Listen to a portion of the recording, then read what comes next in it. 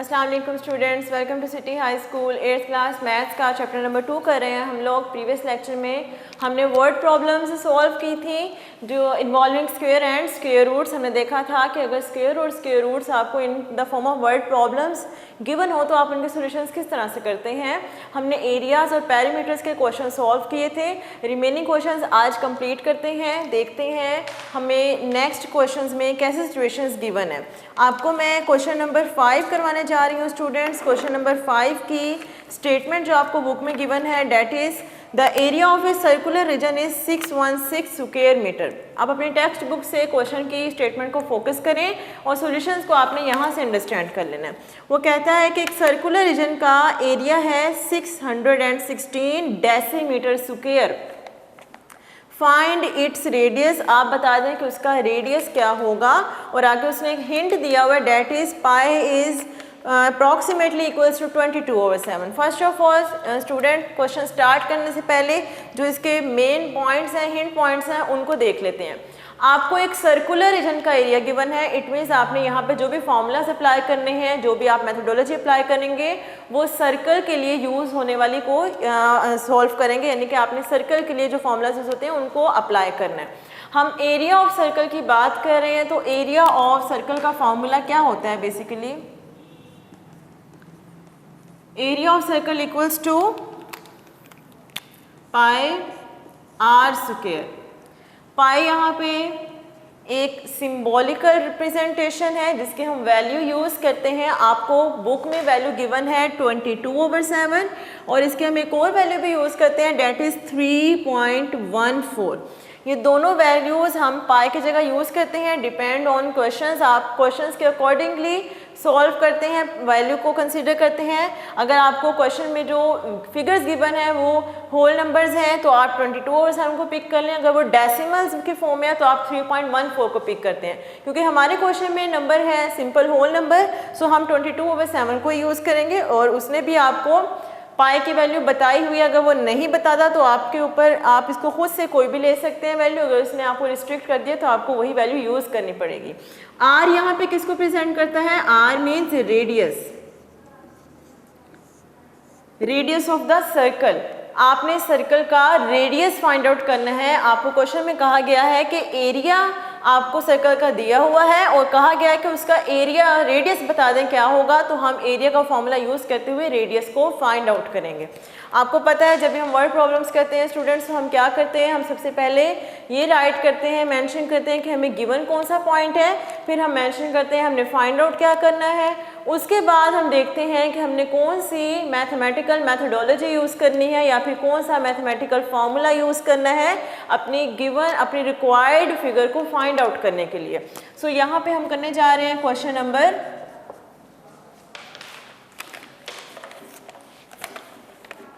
5।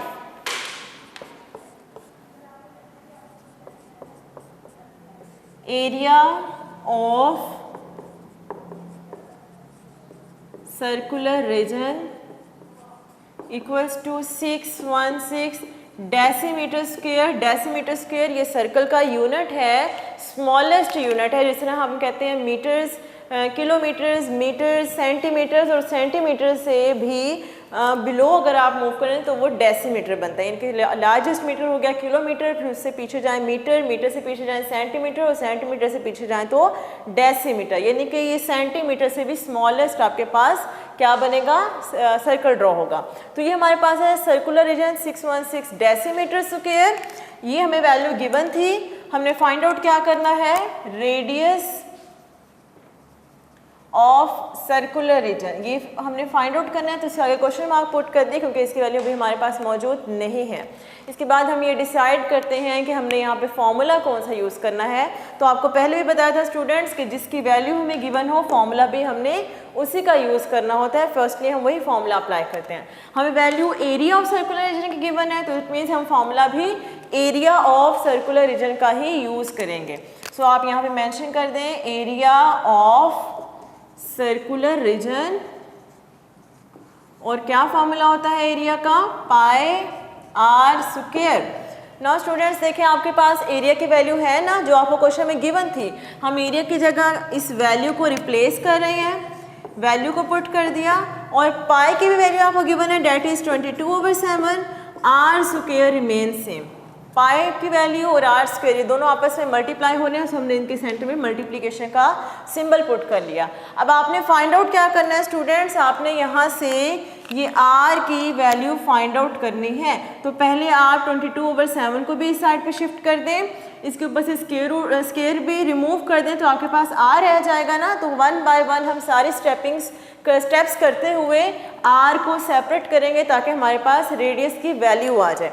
First of all हम क्या कर रहे हैं, 616 लेफ्ट साइड पे है, 22/7 को हम लेफ्ट साइड पे मूव कर रहे हैं। 22/7 यहाँ पर हमारे पास न्यूमिनेटर में 22 है और डिनोमिनेटर में 7 है। अगर हम इसको दूसरी साइड पे शिफ्ट करेंगे तो ये रेसिप्रोकल हो जाएगी फ्रैक्शन, मीन 7 अब न्यूमिनेटर बन जाएगा और 22 यहाँ पर डिनोमिनेटर बन जाएगा। और राइट साइड पे आर स्क्वायर रिमेन्स सेम। यहाँ पे इसकी कटिंग होती है स्टूडेंट्स, तो हम इसकी कटिंग कर लेते हैं। आप इसकी कटिंग कर सकते हैं 2 पे, 2 11s are, 2 3s are 6 and 0 2 8s are 16। 0 क्यों आया, आप इसको देखें 6 1 6, अगर हम इसको 2 पे डिवाइड करते हैं तो देखें 2 3s are 6 हो गया। अब नेक्स्ट आपने 1 और 6 2 डिजिट्स को at the same time consider किया in division process, that's why we shift 0 in quotient. हम 0 को क्वोशेंट में शिफ्ट करते हैं इस डिजिट को बैलेंस करने के लिए, क्योंकि हमने 2 डिजिट्स को at the same time consider किया है। तो हमारे पास कटिंग करके आंसर क्या बन गया, 61308। इसको फर्दर कटिंग करते हैं 11 से, ये हो जाएगा 11 2s are 22 and 11 8s are 28। तो कटिंग करके हमारे पास फाइनल आंसर आ गया 28 और multiplied by 7 as it is. 28 और 7 को जब आप मल्टीप्लाई करेंगे स्टूडेंट्स तो आपके पास यहाँ पे आंसर आ जाएगा 196। Now 196 equals to what? 196 equals to r square, but we have to find the value of r. So for removing square को रिमूव करने के लिए हम क्या करेंगे, हम यहाँ पर स्क्वायर रूट को अप्लाई करेंगे। तो क्या कर रहे हैं हम यहाँ पे, स्टेटमेंट आप मेंशन करेंगे, taking square root on both sides, दोनों साइड्स पे स्क्वायर रूट अप्लाई कर दें, क्योंकि इक्वेशन की कंडीशन होती है कि जो वर्किंग आप इक्वेशन की एक साइड पे कर रहे हैं वही सेम वर्किंग आपको दूसरी साइड पे भी अप्लाई करना पड़ती है। तो जब आप इसका स्क्वायर रूट लेंगे स्टूडेंट्स, देखें आंसर क्या आएगा, स्क्वायर रूट ऑफ 196। आप इसको प्राइम फैक्टराइजेशन मेथड से भी फाइंड आउट कर सकते हैं और आप इसको डिवीजन मेथड से भी फाइंड आउट कर सकते हैं कि 196 का स्क्वायर रूट क्या आता है। तो ये हमारे पास आ जाएगा 14 और r के ऊपर से स्क्वायर और स्क्वायर रूट कैंसिल हो जाएंगे। अब देखिए हमारे पास जो क्वेश्चन था उसमें एरिया का यूनिट था डेसीमीटर स्क्वायर, तो यहाँ पे हमारे पास फिर रेडियस का क्या यूनिट हो जाएगा, 14 डेसीमीटर। हमने फाइंड आउट क्या करना था, हमने रेडियस फाइंड आउट करना था, hence radius of circular region is 14 decimetre. Question number 5 यहाँ पे कंप्लीट होता है स्टूडेंट्स। नेक्स्ट हम करने जा रहे हैं क्वेश्चन नंबर 3। क्वेश्चन नंबर 3 की स्टेटमेंट को आपने अपनी टेक्स्ट बुक से देखना है, इसको रीड कर रही हूँ और आपने सोल्यूशन को यहाँ से अंडरस्टैंड करना है। आपको कहा जा रहा है, a gardener wants to plant 1 2 2 5 00 trees in his field, 12,500 trees in his field in such a way that the number of trees in a row is equal to the number of rows. How many trees will he plant in each row? Question में जो आपको situation given है students वो ये कि gardener है वो planting करना चाहता है, ट्रीज वो ग्रो करना चाहता है। वो आपसे पूछ रहा है कि उसने डिसाइड किया है, किस तरह से अरेंजमेंट डिसाइड किया है कि जितनी वो अपने फील्ड में ट्रीज़ की रोज़ बनाएगा, फॉर एग्जांपल वो 5 रोज़ बनाना चाहता है प्लांट्स की, तो वो कहता है कि हर रो में नंबर ऑफ ट्रीज़ भी उतने हो जितने टोटल नंबर ऑफ रोज़ हैं। फॉर एग्जांपल आपने यहाँ पे लेट्स सपोज ये 5 उसने रोज़ बना ली प्लांट को ग्रो करने की, यानी कि वो यहाँ पे ट्रीज़ ग्रो करेगा, प्लांटिंग करना चाहता है। तो वो ये कह रहा है कि जितनी वो रोज़ बनाना चाहता है ट्रीज़ की, वो ये चाहता है कि उसके हर रो में नंबर ऑफ ट्रीज़ भी उतने हो जितने नंबर ऑफ रोज़ हो, नंबर ऑफ ट्रीज़ भी उतने हों हर रो में जितने टोटल नंबर ऑफ रोज़ हैं, यानी कि total number of rows is equal to number of trees in each row. This condition is given. आपने अगर इस कंडीशन को देखना हो तो देखें, अगर यहाँ पे 5 रोज़ हैं तो फर्स्ट रो में भी 5 ही ट्रीज़ होंगे, तो यहाँ पे भी 5 हैं, यहाँ पे भी 5 हैं, तो आप मुझे बताएं फिर ये कौन सी फिगर बनेगी? ये फिगर हमारे पास एक स्क्वायर जनरेट होगी, और अगर ये स्क्वायर जनरेट होगी इट मीन्स हम यहाँ पर स्क्वायर का फॉर्मूला यूज़ करेंगे, यानी स्क्वायर को रिमूव करने के लिए हम कौन सी मेथडोलॉजी यूज़ करते हैं? स्क्वायर रूट यूज़ करते हैं। तो बेसिकली हम यहाँ पे इसका स्क्वायर रूट फाइंड आउट करेंगे तो हमारे पास वो अमाउंट आ जाएगी जो हर रो में नंबर ऑफ ट्रीज को प्रेजेंट करती है या फिर टोटल नंबर ऑफ रोज को प्रेजेंट करती है। क्वेश्चन का सोल्यूशन स्टार्ट करते हैं। हमें जस्ट 1 नंबर गिवन है और उस नंबर को ही यूज़ करते हुए हमें अपना सोल्यूशन कंप्लीट करना है।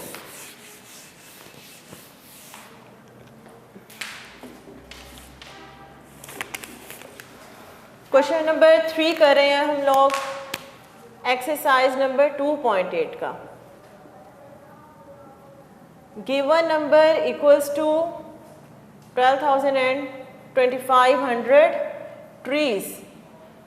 ये हमें number of trees, number of plants given है, कितने ट्रीज उसने, टोटल कितने ट्रीज वो करना चाहता है प्लांट। हमने देखना है कि हर रो में कितने ट्रीज होंगे। ओके, आपको जो स्टेटमेंट गिवन है स्टूडेंट्स, वो स्टेटमेंट है as number of trees in each row, यानी कि जो कंडीशन हमें गिवन है according to given condition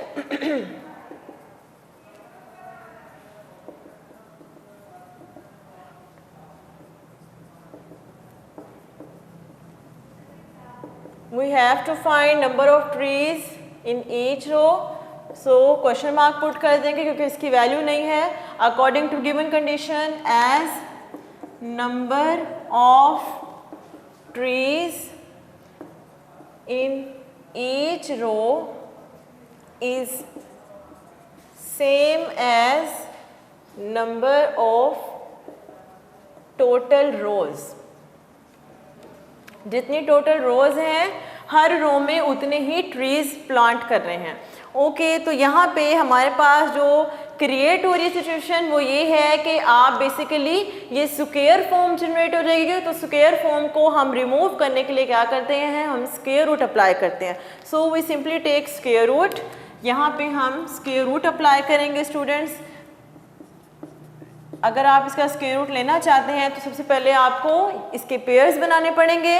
pairing हमने कर ली है, ये हो जाएगा 3 3s are 9, क्योंकि 4 4s are 16 होगा तो वो 12 से ग्रेटर हो जाएगा। डेट्स वाई हमने इसको 3 के साथ ऑपरेट कर लिया, तो ये हो जाएगा 3 + 3 6।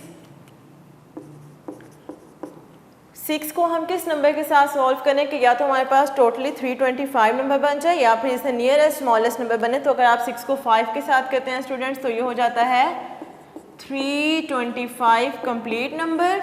नाउ स्टूडेंट्स जो हमारे पास नेक्स्ट पेयर है वो है 00, यानी कि 0 है ना, हम इस 0 को तो ऑपरेट नहीं कर सकते। हमने ऐसे क्वेश्चन पहले भी किए हैं, हम इनकी प्रैक्टिस कर चुके हैं। यहाँ पे भी हम वही वाला प्रोसीजर अप्लाई करेंगे। हम इन ज़ीरोज़ को at the same time shift कर लेंगे डिविडेंड में, मीन्स जो आप सॉल्व कर रहे हैं डिवीजन प्रोसेस उसके साथ ही कंसिडर कर लेंगे। और इसको बैलेंस करने के लिए हम क्या करेंगे, हम क्वोशंट में खुद से 0 पुट कर देंगे। सो यहाँ पे जो हमारे पास नंबर आया है क्वोशंट में डैट इज़ 350। यही हमारे पास फाइनल आंसर है। हम जस्ट एक सिंगल स्टेटमेंट के थ्रू इसको वाइंड अप कर सकते हैं। हम राइट करेंगे यहाँ पे 10 number of trees in each row is 350। इस स्टेटमेंट को अगर आप डिफाइन करना चाहें स्टूडेंट्स, इस स्टेटमेंट का मतलब क्या बनता है, सिंपली इसका मतलब ये बन रहा है कि हर रो में कितने ट्रीज होंगे, 350 ट्रीज होंगे।